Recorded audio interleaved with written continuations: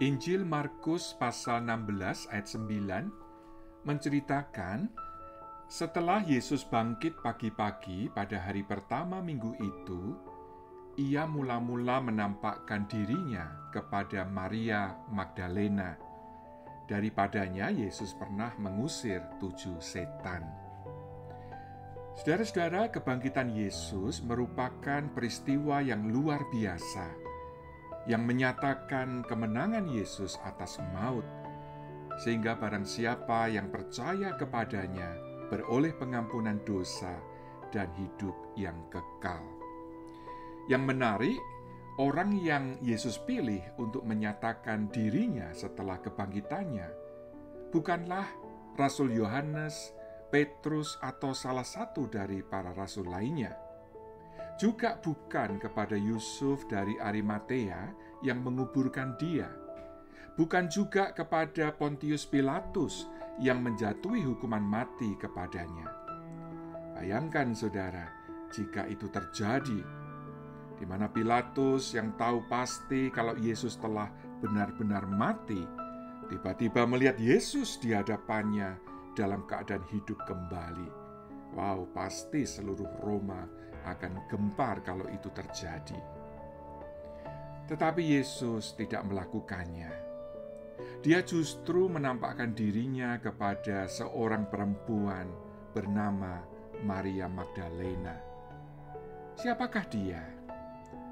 Saudara, Maria Magdalena adalah seorang perempuan yang daripadanya Yesus pernah mengusir 7 setan.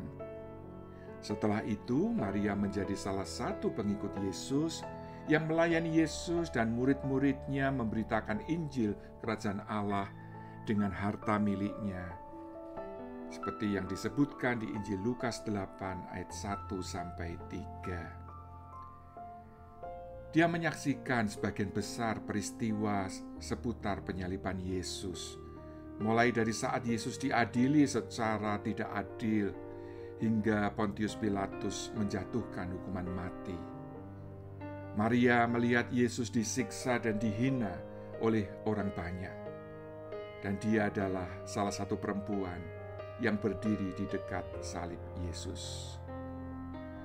Maria Magdalena inilah sebagai saksi paling awal akan kebangkitan Yesus yang diutus oleh Yesus untuk memberitahu murid-murid yang lain. Saudara bisa baca di Yohanes 20 ayat 11-18. Dipilihnya Maria Magdalena sebagai saksi yang pertama dari kebangkitan Yesus sangat menarik untuk kita renungkan. Saudara-saudara, di zaman itu, masyarakat Yahudi merendahkan kredibilitas kesaksian seorang perempuan di pengadilan. Mereka menggolongkan kesaksian perempuan sama dengan kesaksian budak dan penjahat. Mereka memandang perempuan tidak bisa menjadi saksi yang dapat dipercaya. Jadi, bukankah mengejutkan kalau para penulis kitab Injil menyatakan kalau Yesus ketika bangkit kembali menyatakan dirinya kepada seorang perempuan? Saudara-saudara, kalau kebangkitan Yesus itu hanyalah sebuah mitos atau dongeng, maka mereka tidak akan menjadikan seorang perempuan sebagai saksinya. Tapi karena Yesus benar-benar bangkit dan dia menjumpai Maria Magdalena, maka para penulis kitab Injil menuliskan apa adanya, meskipun masyarakat tidak mempercayainya. Dan memang benar saudara, saat Maria Magdalena memberitahukan kebangkitan Yesus kepada murid-murid yang lain, mereka pun tidak percaya.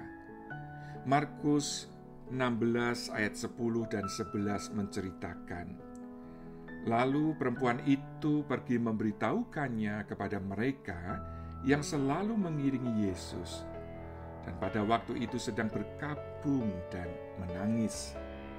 Tetapi ketika mereka mendengar bahwa Yesus hidup dan telah dilihat olehnya, mereka tidak percaya.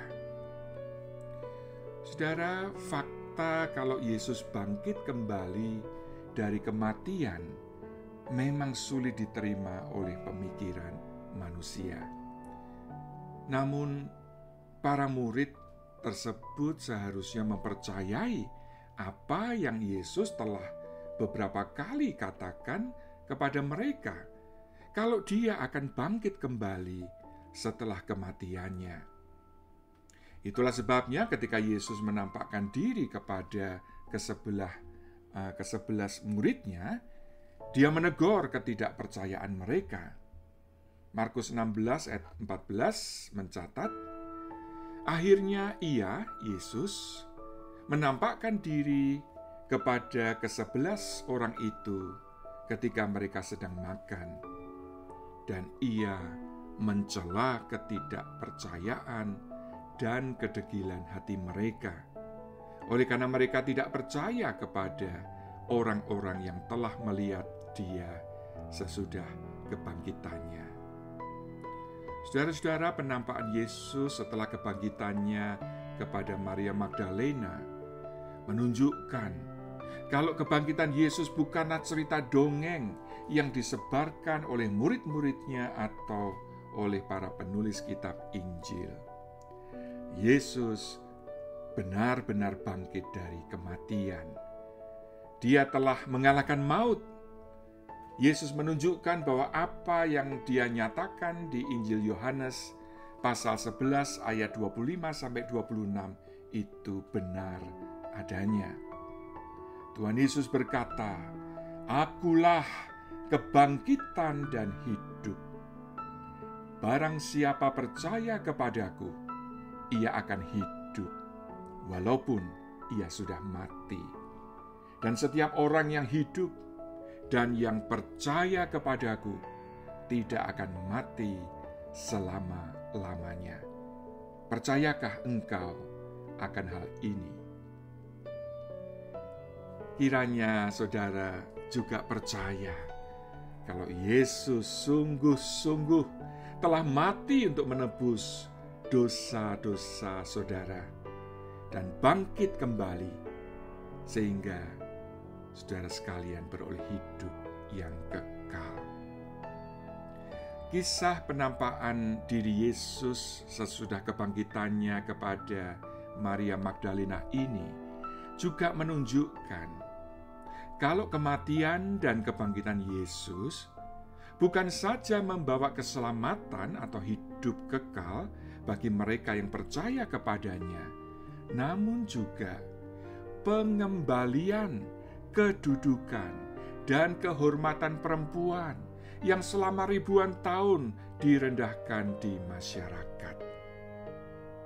Itulah sebabnya Rasul Paulus menyatakan di surat Galatia pasal 3 ayat 28, dalam hal ini tidak ada orang Yahudi atau orang Yunani, tidak ada hamba atau orang merdeka, tidak ada laki-laki atau perempuan, karena kamu semua adalah satu di dalam Kristus Yesus.